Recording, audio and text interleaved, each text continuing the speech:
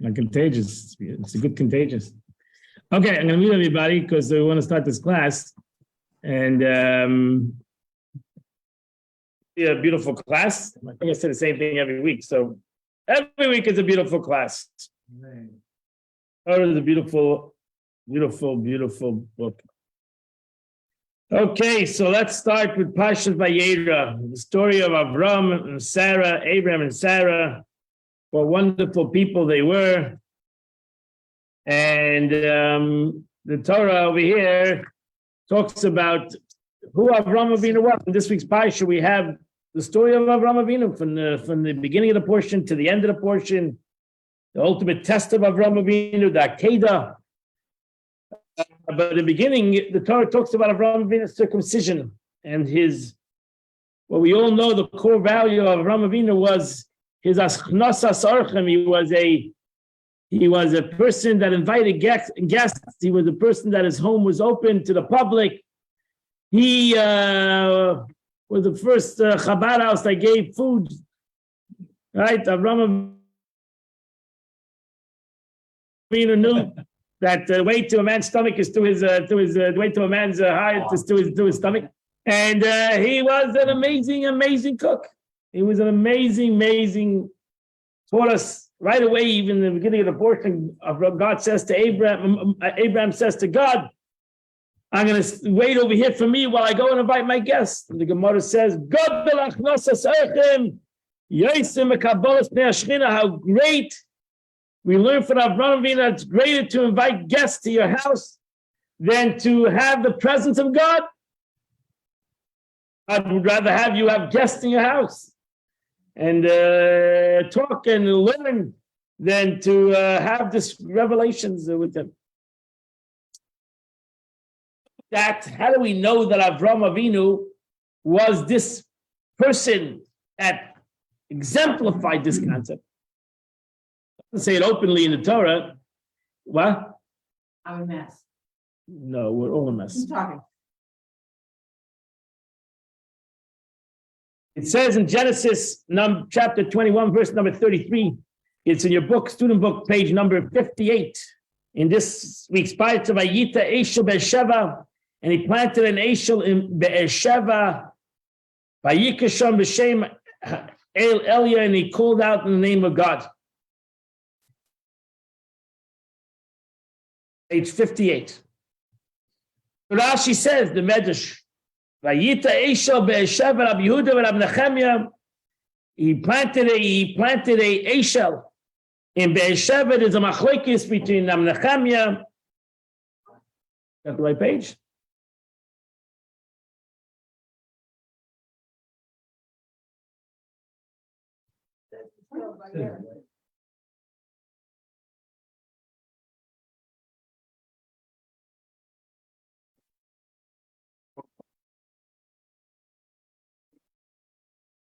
The wrong book? Yeah, I said last year. Sorry. Go ahead. Don't pay attention to that.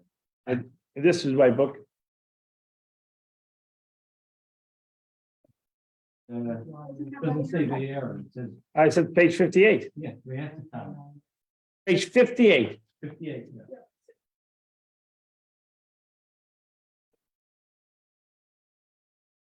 Yeah. He had a different book. So give it to me. I don't want to get mixed with the book. Yeah, wrong book. Okay, this is the wrong book. So this is the book.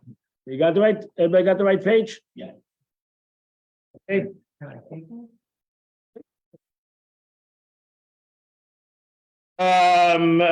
Rabbi Yehuda says he planted an Eshel, he planted a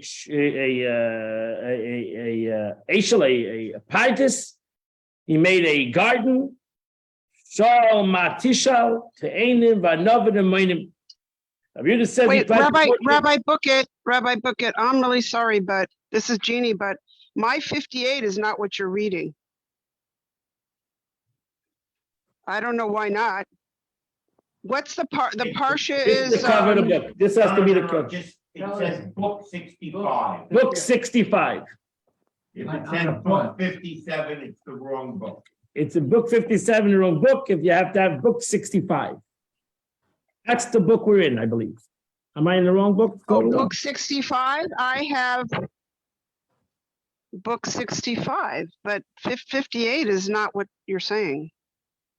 It seems. I have book 65 and I'm looking at 58. And it's the right words. So I don't know. Okay, okay, now I see. Okay, sorry.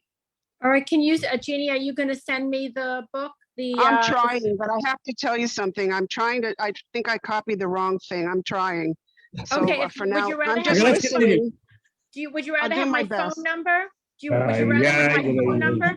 Well, let's not interrupt the class anymore. I'm Sorry. trying to do it. I'm not sure I'm going to be Go ahead. successful. Okay, Okay. thank you for your try. Okay, people, we're on Facebook.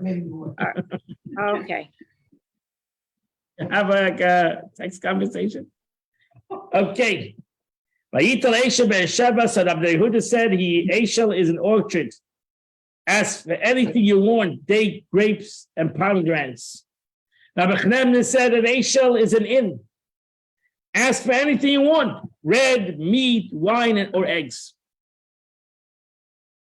So he created this, he went into a desert, a place where there's nothing there, no food, nothing available.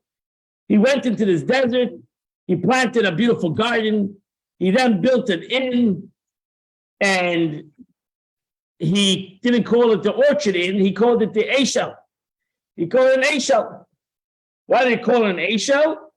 So Rashi says, Eishel is an acronym for 3 Hebrew words. Achila, Stia, and Levia. Eating, food, drinking, water, and Levia accompaniment. That means that we learned that when somebody comes to your house, you have to feed him, you have to give him to drink, and then you have to escort him. You have to walk with him to the door, and escort him out of the home. So Abraham taught us the concept of hospitality. He taught him a concept of hospitality. And wow, what a wonderful thing. What a wonderful thing that Abraham did. And he created the concept, taught us all what it means to be hospitable in a place that nobody's around, in a place where you cannot find all these things. Abraham made sure to open up a Chabad house and to be a place where people, if they travel around the world, will have kosher food. And it will be a place to come and eat and drink and sleep. I'm a chaya. That's how this, and therefore this week's Parsha. In this week's Parsha, the Torah tells us that right after his circumcision, God told him to circumcise. He was 99 years old, and he circumcised himself.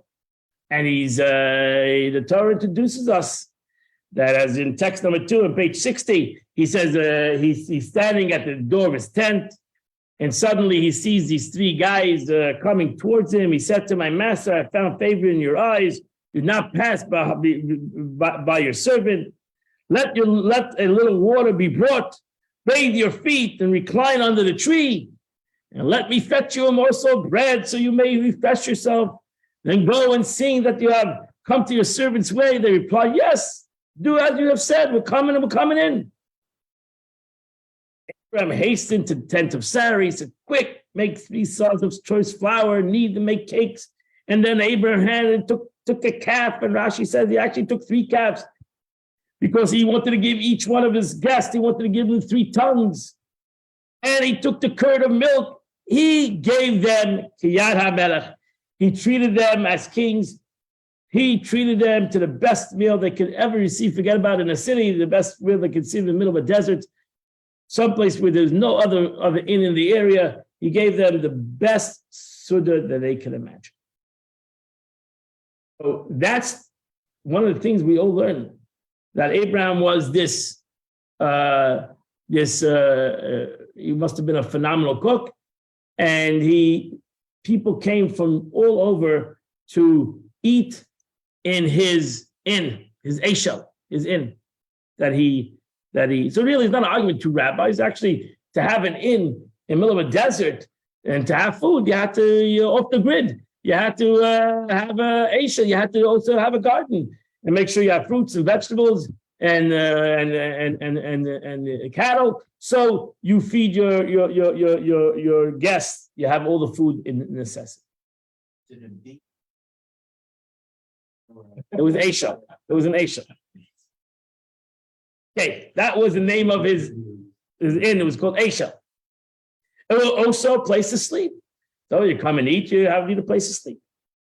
Okay. What was behind this whole thing? What was really the purpose? This thing, but you needed partial living. That was in a desert. You needed to have a livelihood. What was the purpose of this whole agenda? The Gemara in Saita says as follows in text number 3a. He called out in the name of God, the everlasting God. They Shlokish says, do not read called out, rather read he calls others to call out. His teacher that Abraham, our patriarch, taught every wayfarer to call out in the name of God. Made everybody that came through his inn to call out in the name of God. How did he do this? After they fill a food and drink, yeah, after they would sit and have a good meal, he would arise to thank him. They would say, thank you. They want to thank this wonderful meal, right? This wonderful meal. Right? Thank you very much for this meal. Thank you very much. He would say to them, you didn't eat my food. You ate what belonged to God of the world. So you have to thank and praise him. So he said to them, listen, you want to thank me? You're thanking the wrong guy. It's after meals. You got to thank the Eibishter. And the world came to be. He's the one who made this food. Oh, that was not the end of the story. That's beautiful. Right? That was the real reason why he made this whole meal. Because he wanted everybody to bench. He wanted everybody to bench. He wanted everybody to make this too great to do grace after meals. There was a next part of it. In text number 3b, the Medrash continues. If the guy would agree to thank God, they would eat, drink, and gay gesund to hate. If they would not agree to thank God, they would say, no, what are you talking about? I don't believe in God. You're telling me to thank God? I don't believe in God. I have my little getchka. So I want to thank the getchka, right? I want to thank my idol. I don't want to thank God. I don't believe in it, right? So then he would say, pay me for what you owe. Oh, you want to thank me? You got to pay.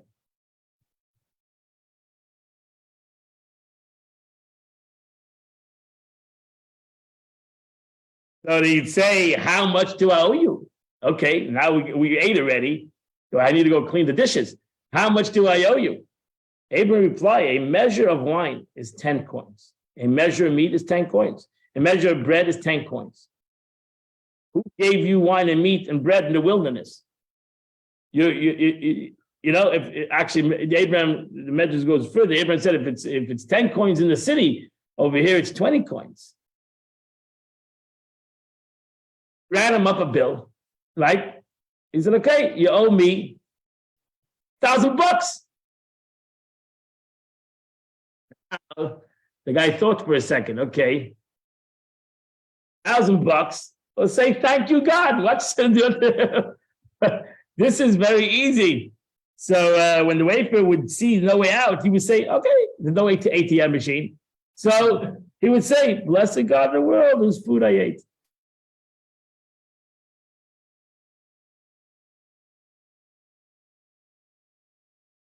But he asked a question on this medrash. Beautiful medrash. We all know this, we were brought up as children learning this medrash. But the question is a simple question. What is the worth? What was it really worth, that blessing of God? Was it any value in that blessing? Was there any value?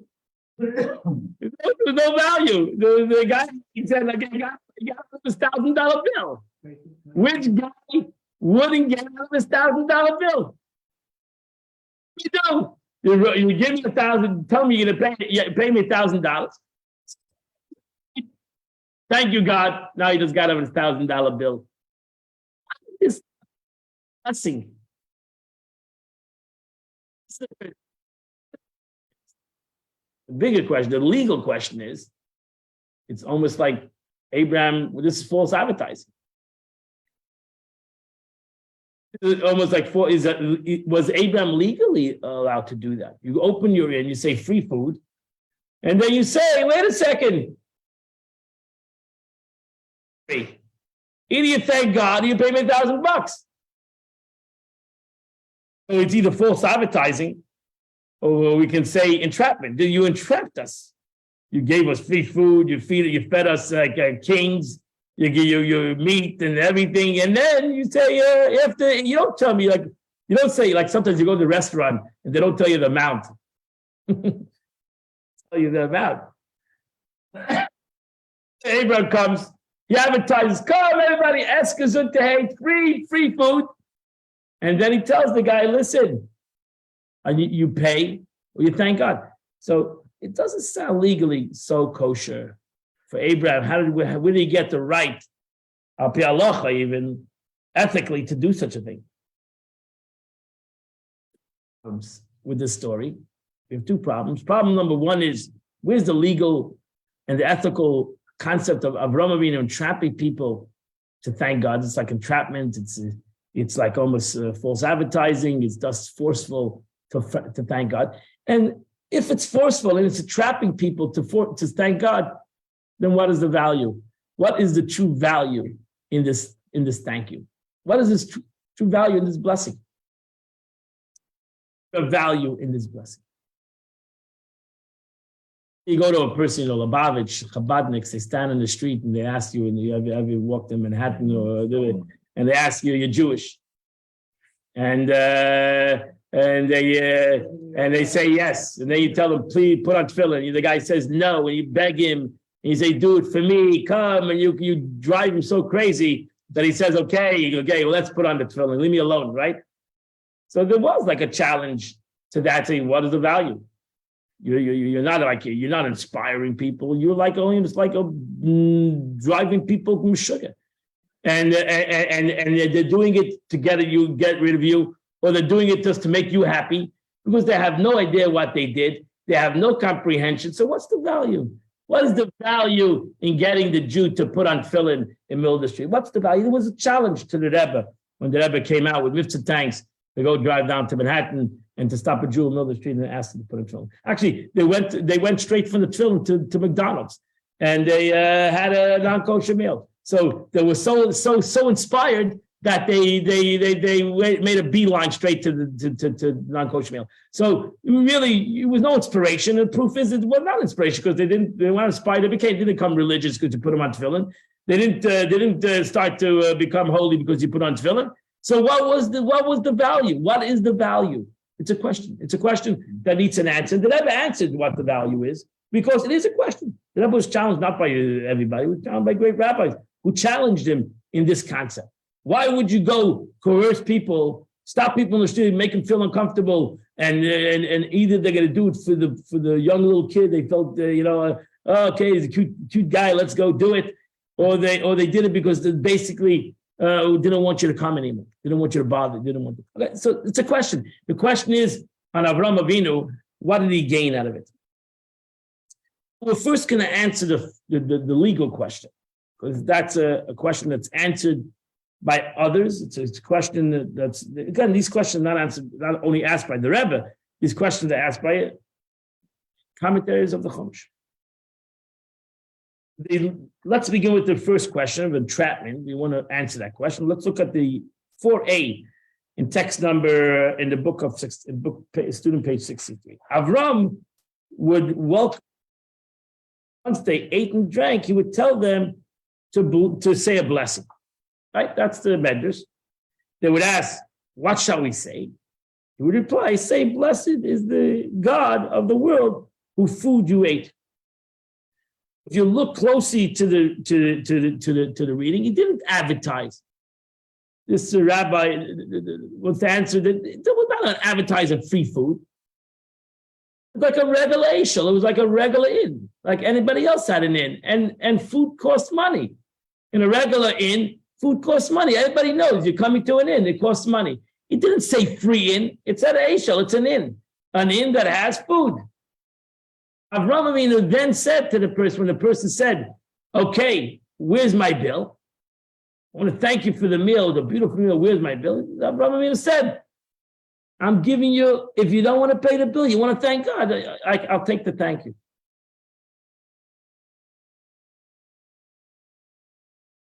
Avram Avinu said, this is a free place. And then he told them, oh, you know, it's only free if you thank God. No, Avram Avinu had a regular inn, a regular restaurant. You came in, you knew that it's going to cost you money. At the end of the meal, you said, wow, thank you. This was a delicious meal in a desert. This is phenomenal. Avram Avinu said, don't thank me, thank God. And that's the way you can, and that will be the payment of your bill. The guy said no. He said, fine, pay the bill. You didn't come here for a free meal. You came here for a meal. You expected to pay the meal.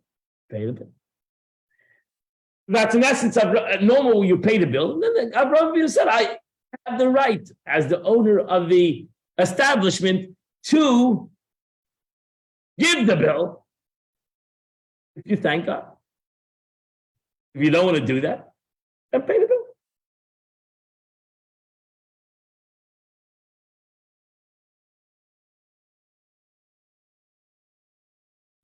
A moment. The Medrash says Avraham Avinu would welcome the passerby. This tells Avraham Avinu did not recruit visitors. It was not. He was saying he had big neon signs says, "Come here, free food." Does that free food? Come here, free food. This tells they're not recruited, but rather word of his hospitality spread, and visitors would come on their own. Ram would welcome them and feed them in a manner of all innkeepers who receive their received visitors and serve them for a fee. Any restaurant. You don't walk into a restaurant and expect not to pay. Expect to pay. Sometimes I don't know if it ever happened to you, somebody else pays, right? That happened to me. And once it happens once, I'm always waiting for somebody else to pay. But it only happened once, right? You went to the restaurant, you ate a meal, and then at the end of the meal, the waiter says, oh, you know what? There was a guy here, he paid for your meal. In other words, I say, wow, I should have bought I would have eaten the bigger meal. But that happens, right? Somebody paid for your meal. Wow, that's beautiful. It's very nice. But I didn't expect to come. I don't go to a restaurant expecting that somebody's going to pay my meal. I'm expecting to pay for the meal. Thus, Abraham had a financial claim against his guest and had the right to forgive this claim if he choose to bless it. The other said, listen, I have the right. Your bill, I'm giving you a way to pay. You can either pay me in cash or you can thank God. Abraham knew that he's dealing with a bunch of people that don't believe in God. So he knew this is going to be a challenge for them. He knew this was going to be a challenge. They were willing to pay. But wait a second. What did Abraham want to accomplish by saying, oh, but if you thank God, you don't have to pay? I'm willing to pay. So here's the money and leave me alone. Like, I'm not looking for any favors.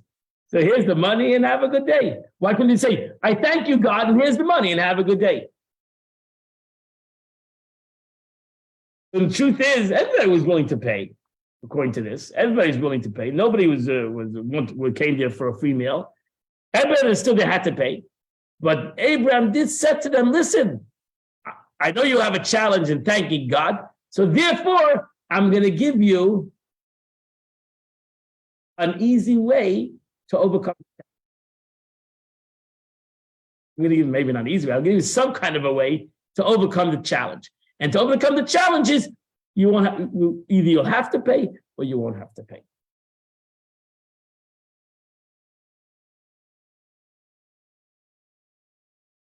What we're trying to bring out over here is that the story is not the story of Abraham with this story that we just said, the Medrash, not just a nice story.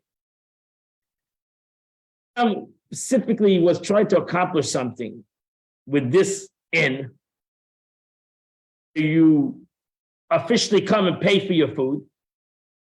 And everybody understood that they would pay for their food. They wouldn't have come to eat if they had no money to pay for their food. But Abraham wanted to accomplish something with this, and therefore he specifically would give them this specific challenge.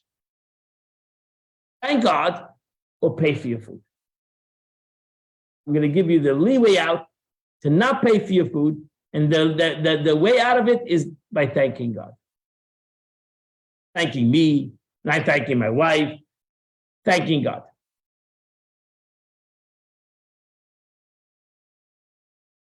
Because they had a challenge to thank God. It was their challenge.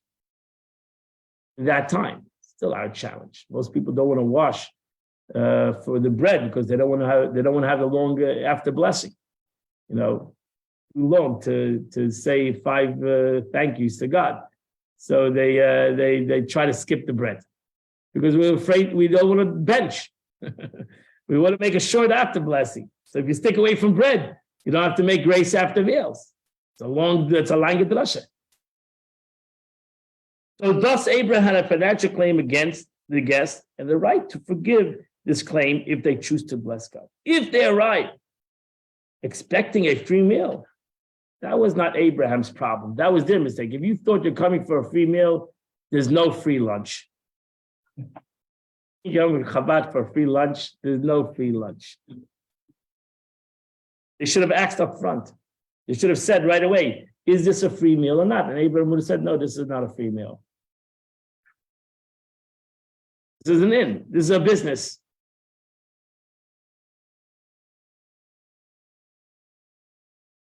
What is Abraham trying to accomplish? So here, the Yefei Torah was a great commentator on the Medrash. He lived in the hundreds.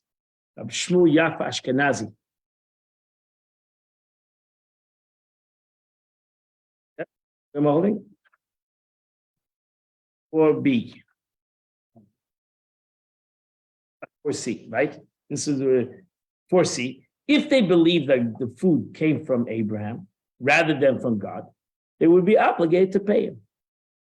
If the food came from God, Abraham would have no claim against them because they could argue that God gave it to Abraham so that he could give it to them. But now, if they denied God and that his ownership of the food, it's only the right to pay Abraham. That was Abraham's philosophy. You have no right. If you believe in God, then thanking God is like, I'll accept that as payment. But if you don't believe in God and you only believe in me, then you have to pay me. Then I have no choice but to pay. I don't accept thank yous. God you trust, the rest pay cash.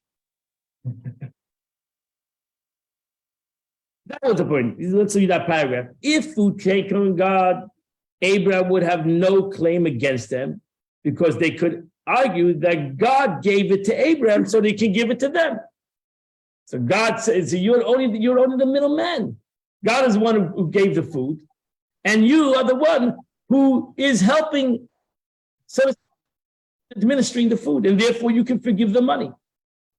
But now that they denied God and his ownership of the food, God has nothing to do with this.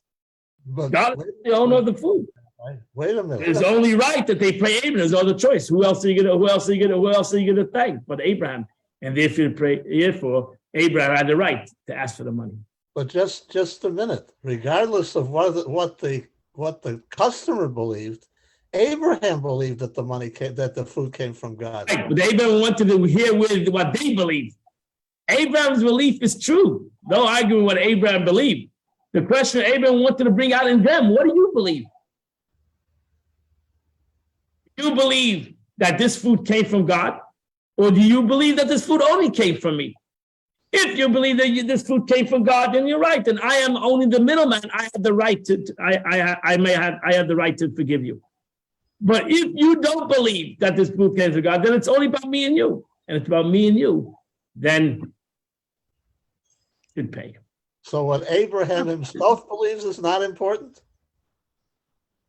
And Abraham wanted to bring out in what they believe, not what he believes. Abraham wanted to bring out the belief in them. And he wanted to know, what do you truly believe? Wanted to accomplish. Not his belief. Abraham was a believer in God. He didn't have to prove it. And the truth is, that's why he forgave the money, because he trusted, he talked to Abraham, God gave the food, not me. But Abraham wanted to see what they believed. And that's why he gave them, in this context, the challenge. Do you believe? If you believe God created the food, then I have the right to forgive it.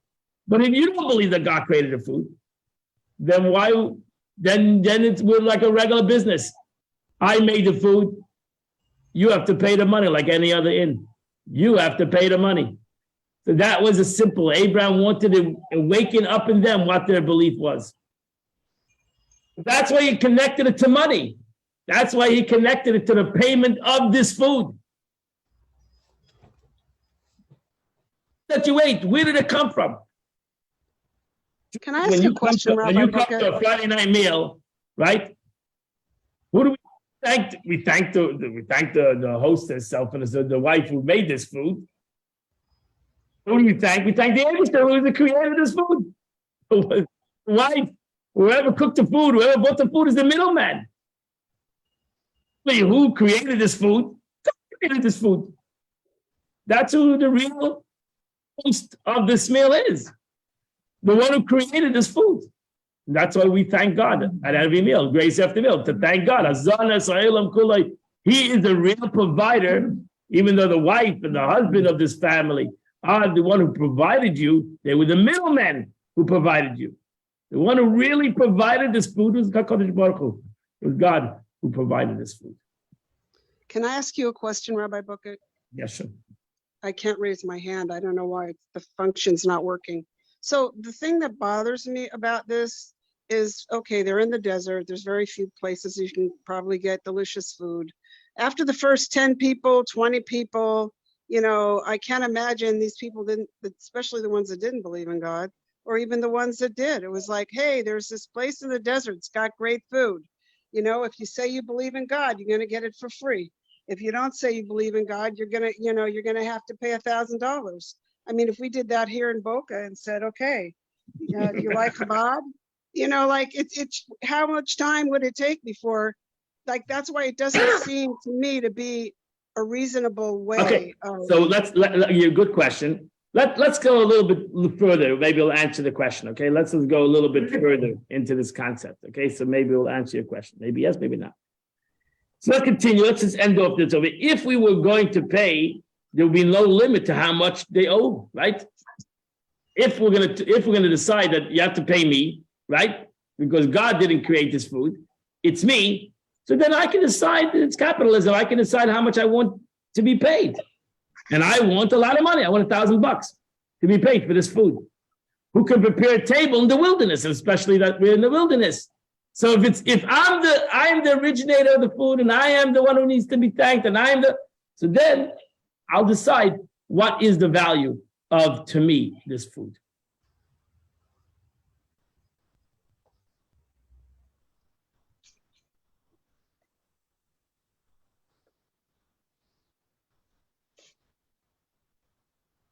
Truth is, the meaning of this, if you want to just think about this a second, Abraham, in essence, never wanted to charge for the food because it's God's food. Never wanted to coerce anybody. He never wanted to charge for it because Abraham believed in God. He believed that all this food comes from HaKadosh Baruch Hu. He's only the middleman. He's only the messenger to give over this food. Abraham, in essence, wanted to see where the people that are eating the food, to awaken up in them this concept. How do you awaken up in them that they should realize that he's only the middleman, that he's not the one who needs to be thanked for this food? Awaken up in another person this concept. How do you do that?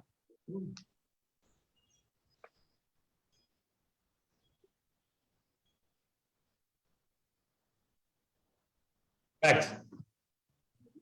The money. So that was their challenge, because their money was theirs. Their money was with where a person in your money is where you have the power.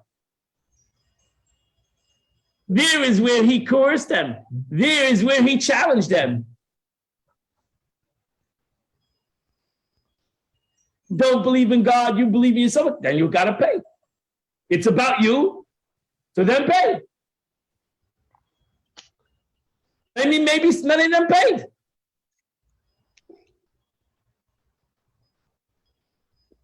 Find within you that you can find within you that it's more than just you. It's about God, then you don't have to pay because it's about God.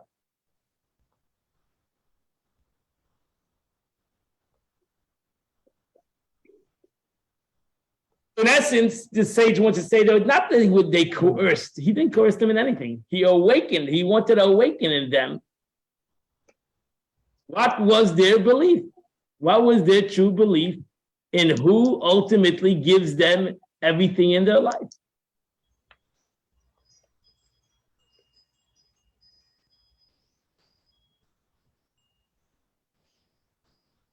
If it's God, then fine. It's God, so then thank God. Ay. Gave you the food for free. If it's about you, then okay, fine. Then pay.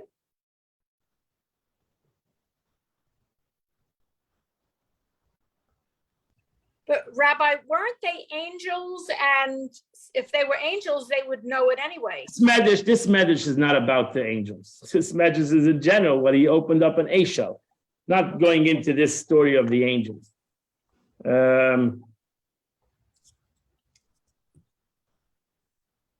Let's go a little further. Text number 5, the Talmud says, Rav Chisda said to Avimi, we have a tradition that our patriarch Abraham tractate of idolatry had 400 chapters. What? Avraham Avinu had a printing machine, press. There was no printing, whatever that means.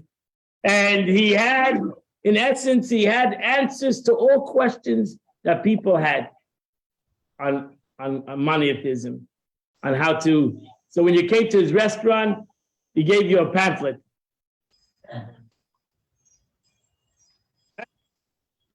He would come to you. He said, do you believe in God? The guy said, no, I believe in. So he would give you, what do you believe in? Here's this pamphlet. You have a question? Here's that pamphlet.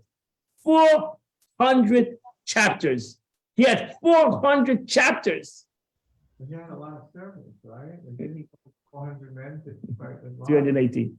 But so he had 400 chapters. Means Avraham Avinu had every question, every doubt, everything, he had an answer.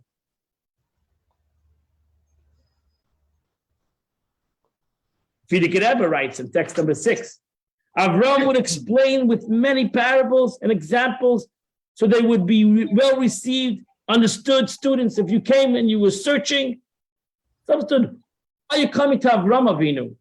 Again, everybody knew that you had to pay. You came to Avraham Avinu because Avraham Avinu, when he got up to speak, everybody was amazed. They didn't come for the food. They knew they're coming to Avraham Avinu's Eshel. They're coming to Abraham. They travel all around the world to come to his inn because they knew that they're going to maybe hear something new. They're going to hear a new concept in their life. They're not only get the food, they're going to hear something new.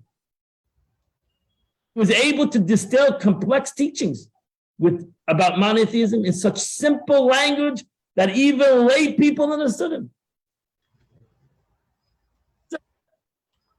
He was a superstar. In every group, you have those nudge, the heretic, the guy who doesn't want to understand. You have in every group that kind of a person. Those who did not understand could sense the truth in his words. So wait, I'm sorry. So even those that did not understand could sense the words in the truth, acknowledge that he was right. Passion.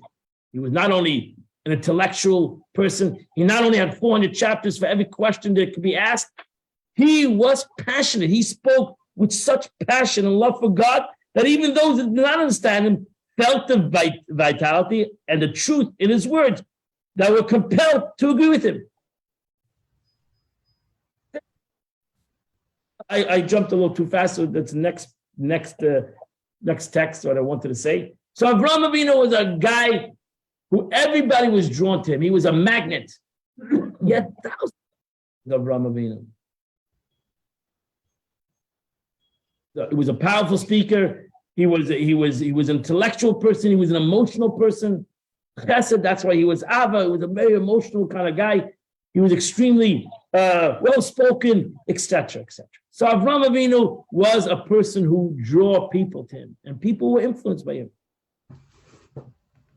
Happened, he had the guy, and that's text number 7. When he saw that some people did not take to any of his explanations, didn't go. That's it. You always have that person who doesn't want to budge.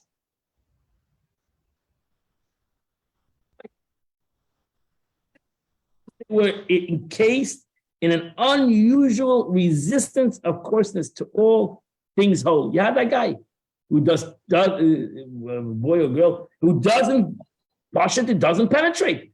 Avraham Avinu is giving this drasha, and you have that guy who cannot handle holiness. He just can't handle this concept. So we put them in a bind. So that was Avraham Avinu. He's okay.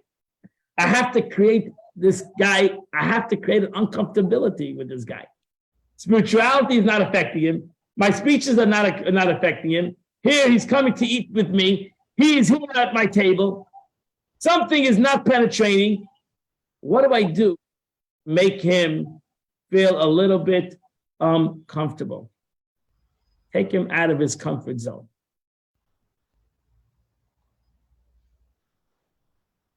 Charge him. What Avraham Avinu do? He took him out of his comfort zone. What was his comfort zone? Money. He was hoping to have a bill that would say $50. He got a bill that said $1,000. Now, because that's his zone. It's all about his finances. Now suddenly, oops, I came to a drasha, it's not affecting me. So he would put him in a bind to create just enough pressure to break through the unusual courses of resistance.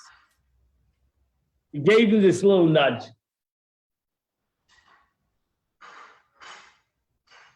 They were at the prefaces, so they were at the edge, but they gave this little push. Okay, you know what?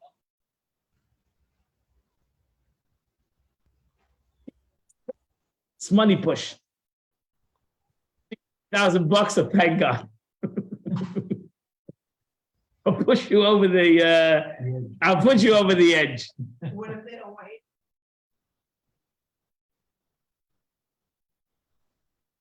Thank God. They did thank God. They ultimately did thank God. Or they paid. I'm saying, I don't know if the nudge always helped. Once the crust was broken through, this previous argument would begin to resonate with them, at least partially.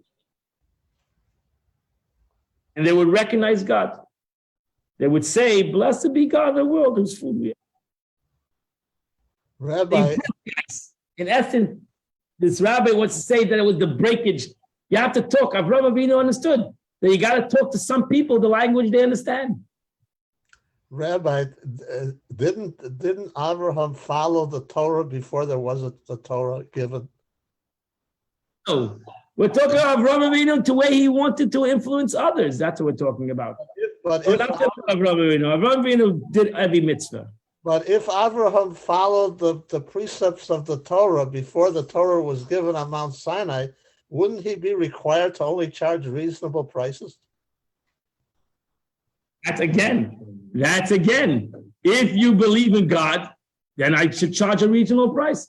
But if you don't believe in God, then why would I need to charge a reasonable price? You don't tell me what to do. That's between me and God. Between you and me, you're the consumer. You don't believe in God. So therefore, what's the business? I'll make up any price I'm entitled to make up. So you cannot say, oh, you believe in God, you shouldn't pay.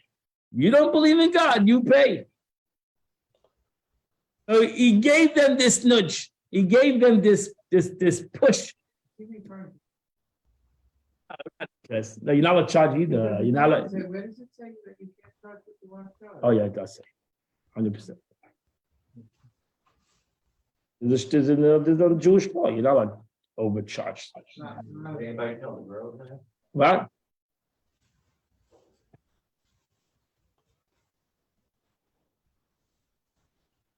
Too personal. John, so let's bring it to our situation. Let's ultimately bring it to us. Let's bring this concept to us. We're on the world, we're in this world, especially between Jews. We're in this world here to influence, to inspire one another. So we're in this world for. We're in the world to help one another, to inspire one another, to bring others to a higher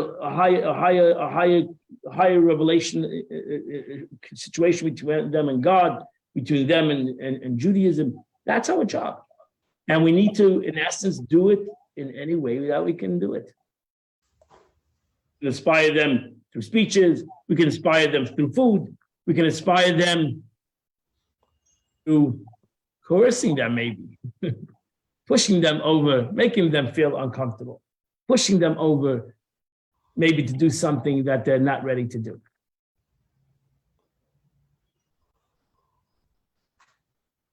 Look at the Lord Jonathan Sacks expressed himself. Most people look at others and see what they see. Great people look at others and see what they are. The greatest of the great, the Rebbe was the greatest of the great, looked at others and see what they could become.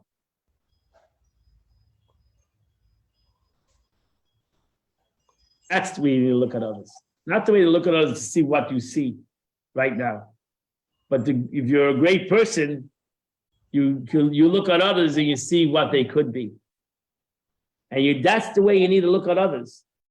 You cannot look at somebody else and say, oh, but that's the way he is right now. Why are you pushing him to be something else?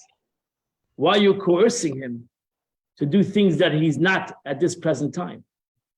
But the Rebbe looked at another person, and that's why he wanted every one of us to look at another person and to push him and to look at him to see what his potential is, the way he could be. Avraham Avinu did the same thing.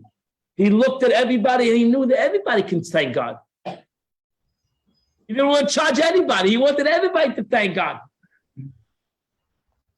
Some people thank God, and some people needed to have that little push, to coerce them, to push them, to have them thank God. And that's what Avraham Avinu did.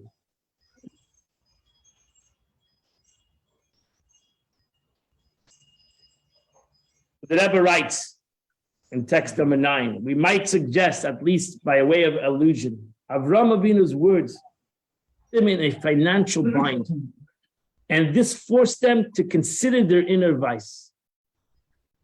That is the vice of their own coarseness and resistance to holiness. It's all about, ultimately, that's where it all lies.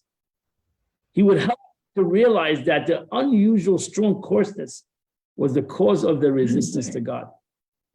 This realization brought them around to saying, blessed be God, the world whose food I ate.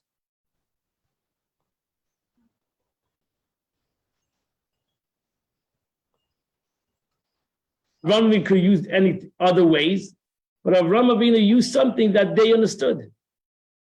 That the reason, that maybe to prove to them that the reason why they didn't believe in God was not because they don't believe in God. It's because their own self. It has nothing to do with God. It has to do with themselves, their own physical coarseness, their own about themselves is holding themselves back from their real spiritual journey. That's what Avraham Avinu specifically did this concept of this money. which hopefully would bring them out of this issue. Why? Why would Dafka this bring us out from this issue?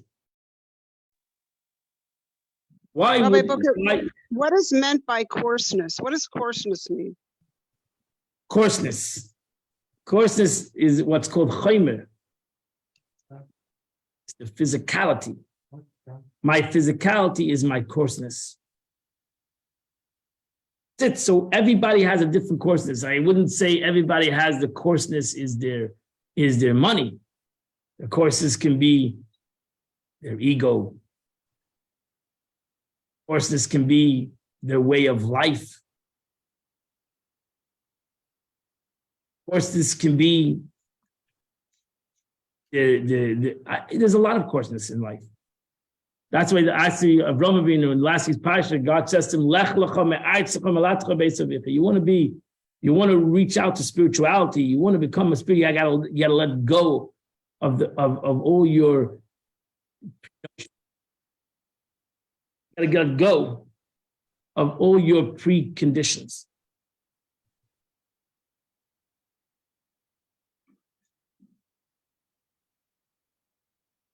What does that mean, preconditions? You Things- have whatever your precondition, your pre-analogies, you have to, whatever you think God is. Like I'll tell you, like we had the Thursday night class, it was a phenomenal class, in the concept of knowing God. You have to let go of what you have to know God is first to let go of whatever your understanding of God is. Our understanding of God is very limited. You created idols. You have to let go of all your understanding. You have to empty out that whole concept. When you empty out that concept, maybe you'll come to an understanding of God. Ultimately, we can say God, even if you can talk in spiritual context, say God is loving. God is justice. That's not true. Self above all those concepts.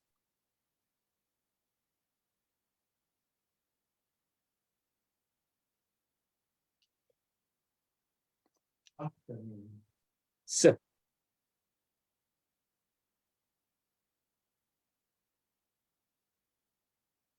look at the next paragraph, next text, a very deep text. Let's look at the words that he says. So what did Abraham do when he wanted to break through this notion by people, to take them out of their previous understanding of God? So what did Abraham do? He located his inn in a barren desert, a place with no grapes, dates, pomegranates, or drink of water. God was there for him in this place that didn't support human habitation, and he provided him with so much bounty that it sufficed to provide meat, wine, and bread for all people. Abraham therefore fed all passers. They would accept his proposition and bless God without demanding proof for God's existence. All was good. Abraham would present them with the arguments that prove God's providence. He would say, if, as you believe, God does not meddle in our lowly affairs, you must ask yourself, who brought the wine, meat, and bread that you ate to this wilderness? In a world of cause and effect, this class is connected to the Thursday night class. If you live in a world of cause and effect, then everything has to have a cause. Then who brought this food into the wilderness? If you don't believe in God and you believe in cause and effect, then who brought this food in the wilderness? I brought this food in the wilderness. Then you got to pay me. If you prepare to accept it for free, you'll likely agree that it came from God. There's no cause and effect. The Abishter brought the food. There's no aspect. God is the cause of all causes. They saw there that they were blind, namely that they were forced to consider the origins of their meal. Challenged them, the meal became the philosophy. The meal became the argument.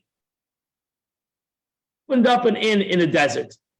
How in the world did all this food come to this desert? There's two options. There's a cause that brought this food in the desert, or God brought the food in the desert. Which option do you choose?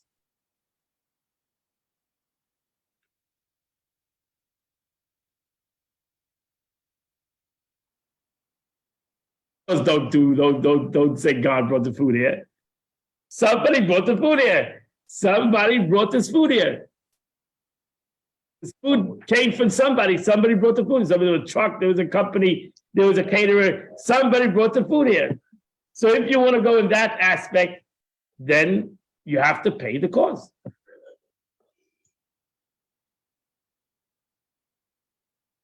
So was he saying that the God just made the food appear in the desert? He was saying, in essence, that either you believe that your belief in God is going to be in a way that not that God does like an idol. An idol also came, somebody created the idol. God is above any cause and effect. So he was actually using the food and the payment as a concept of a way that a person should believe in God. He should believe in God that he can bring food anywhere in the desert. Where it's impossible that food should come without somebody bringing it there. So even in a place where it's impossible, where food should come without somebody bringing it there, you should say, thank you, God. That's really God who brought the food there.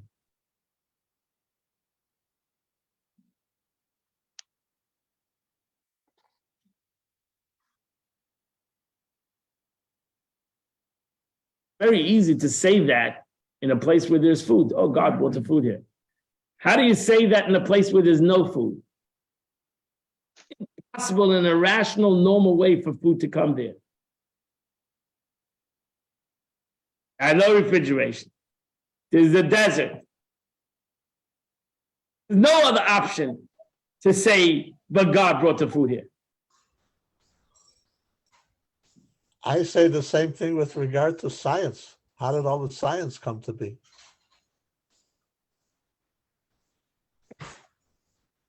Fine. So once they saw that they were in a bind, that this was their bind. So the question was, it was a philosophical debate. He came to the world to bring about monotheism to the world. He wanted to bring godliness to the world. He used his way by opening up in a place where there's no food. And then he challenged them. He said, okay, how did this food come to here? This food come here.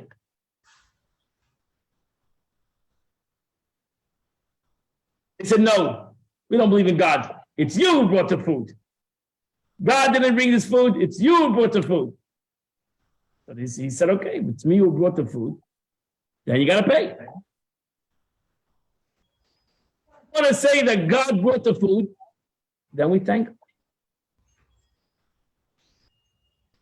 They had to come with an answer to this question. It was a philosophical question awoken up in them what they believe.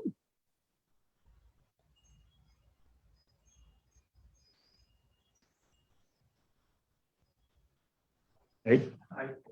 Abraham, so God grew the. Still have to give some credit to the person who created the chef. Made it look beautiful. He put it on. So you should thank. A caterer, he expects two things. You pay him and you say thank you. You don't even have to say thank you. No, every caterer wants to, no. Menschlichkeit, you say thank you. Okay. Because that's menschlichkeit, right? Even though he catered the food, you say thank you. Thank you. Even though you paid for it, you say thank you. Absolutely. Correct, because it's not those, because even though you're paying for it, it's the way he gave it, it's worked hard. Correct. So you thank him. No, I'm not thanking. You always have to thank the person. But can you just go to the caterer and say thank you, and I'm not going to pay you? No. You got to pay him because he's the cost for this food, and he needs to get paid. Payment is a thank you. Payment is a thank you.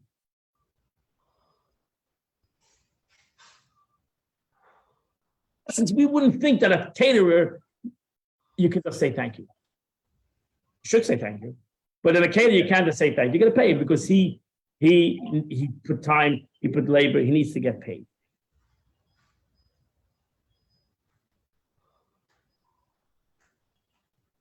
It wouldn't be harmful. Sure. Abraham was not taking back the thank you. Abraham wanted to know what the belief in God was. And therefore, that's what Abraham was. He had a specific agenda. He had an agenda, and his agenda was to awaken up their belief in God. He challenged them in something that they understood.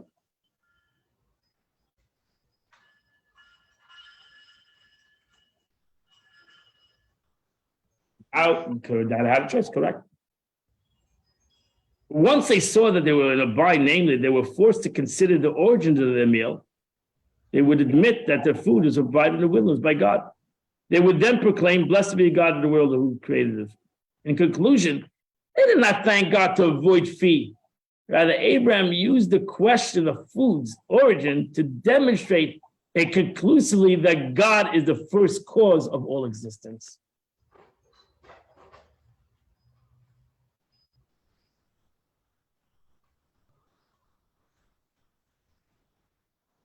Was, in essence, that was his ultimate philosophy was, sure, Abraham, I brought the food here, but who is the original, where the food came, even if I brought it here, I brought it from someplace. So who is the original origin of this food?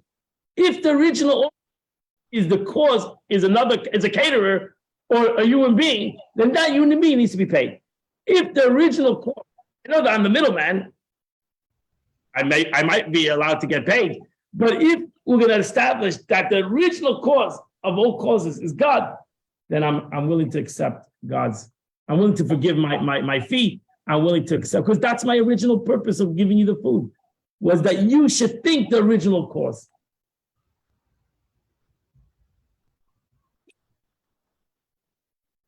You should think of the original cause of this food. Truth is, that's what we do every day.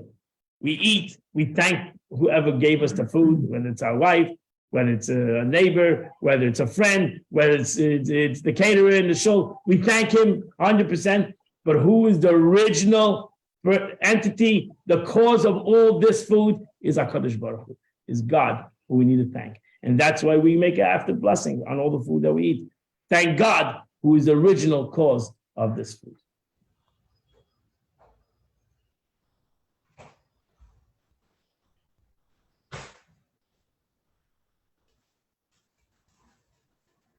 It says this is all before Matan Torah.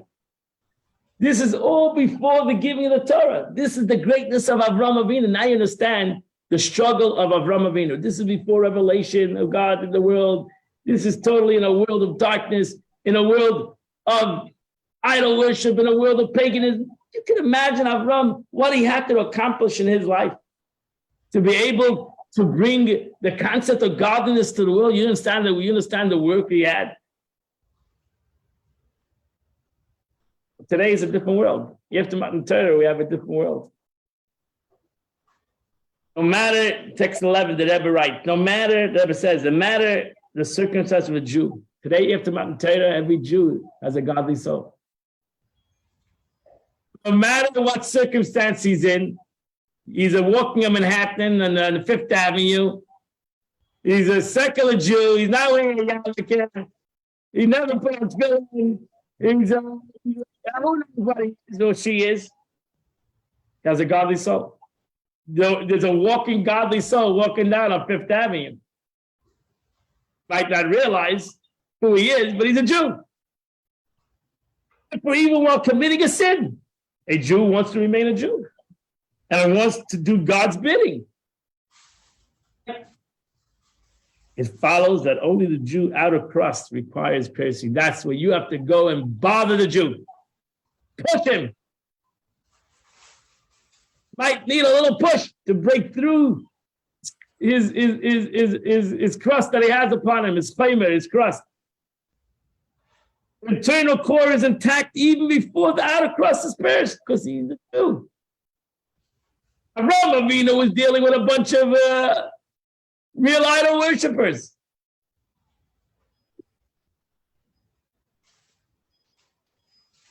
Jews who in essence, every Jew is perfect. What we need to do is to give them a push. You're not coercing anybody to do anything they don't want to do. You're not coercing anybody to do something they don't want to do. They don't want to do it. They always wanted to do it.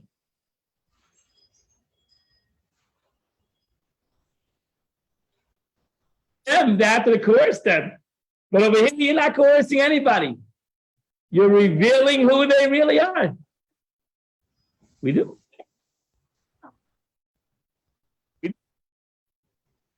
Oh, why they don't? Okay, because they have a very big shell. They have a very big shell. You got to take a hammer, maybe, and crack it. They have a big shell. Some do, most don't. Because you don't know. You don't know. You got to do yours. And you're not coercing them. You are basically revealing who they are.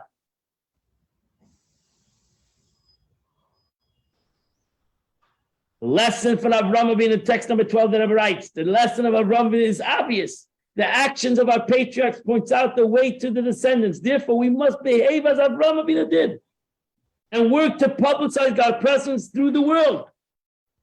Someone asks, what is accomplished by this effort? After all, the Jews we convinced to recite a blessing, to chant Shema, to pray, did it unwillingly without a heart. Maybe you forced them to do it, right?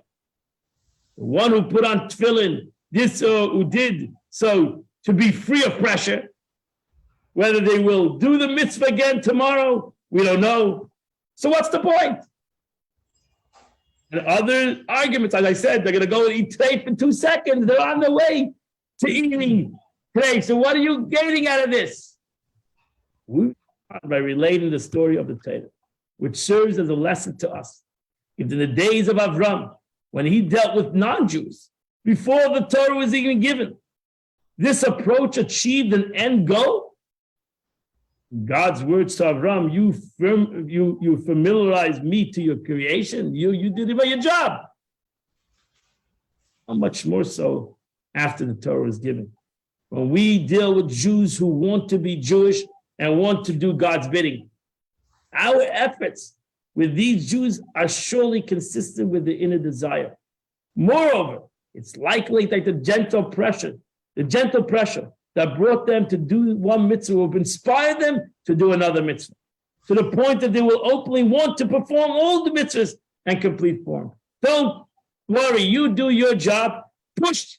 I would say this concept is not only about another Jew, about yourself.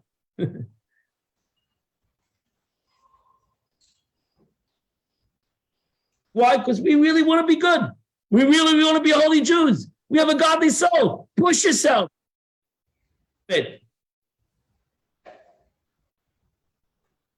Effort to publicize the name of God in the world in a manner that makes God known to all his creation will hasten the time when the measure for measure, the earth will be filled with the knowledge of God.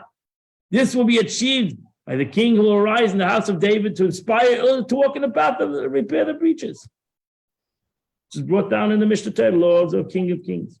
For both the written and oral law during the true complete redemption by Mashiach, our righteous Redeemer.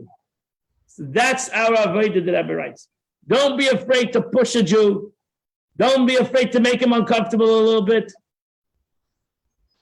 Maybe even to coerce him, fool him, feed him, do whatever it takes to get a Jew to do good, the right thing. Do whatever it takes. because you're not coercing him. You're just revealing his true essence. So if Avram Avinu, which the sages will ask the question, like, seemingly he coerced them, seemingly he fooled them, seemingly they did it without a heart, but he did it, and then God says, you did the work of you did this work, and you did my work in the world.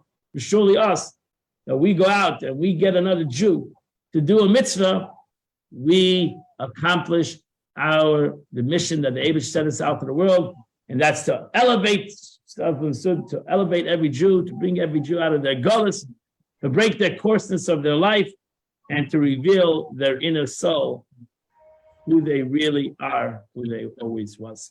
I say this also to ourselves, that we have to realize that we have to push ourselves a little bit, because by pushing ourselves, we'll reveal who we really are.